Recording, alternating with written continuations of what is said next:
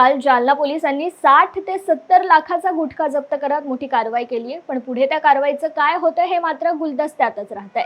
वाहन चालकासारख्या छोट्या मोठ्या लोकांवर कारवाई होते, पण गुटखा माफियांवर मात्र कारवाई होत नसल्याची खंत माजी मंत्री अर्जुन खोतकर यांनी माध्यमांशी बोलताना व्यक्त केली आहे। काही पोलीस कर्मचारी वरिष्ठ अधिकाऱ्यांच्या नावाखाली गुटखा माफिया आणि तस्करांकडून हप्ते वसुली करतात, याचे पुरावे आपण देऊ शकतो असंही खोतकर म्हणाले। हप्ते वसुलीमुळे जिल्ह्यातील अवैध धंदे बोकाळलेले असून पोलीस अशा प्रकारे अवैध धंद्यावाल्यांना पाठीशी घालत असतील तर अवैध धंद्यांना आळा कसा बसणार असा प्रश्न खोतकर यांनी उपस्थित केलाय। नेहमी कायमच अवैध धंद्याच्या विरोधामध्ये राहिलेलो आहे।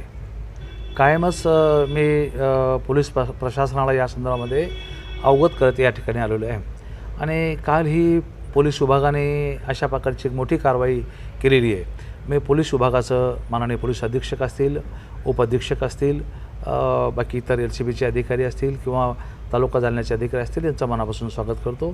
परंतु ही कारवाई फक्त कागदावरची राहू नये।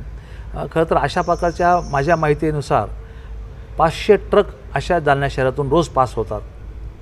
500 ट्रक जालन्यामध्ये आणि जालन्यातून बाहेर जाणाऱ्या 500 ट्रक अशा आहेत की ज्या अशा भरून या ठिकाणून जातात। मला असं वाटतं की त्यावर लक्ष केंद्रित केलं पाहिजे।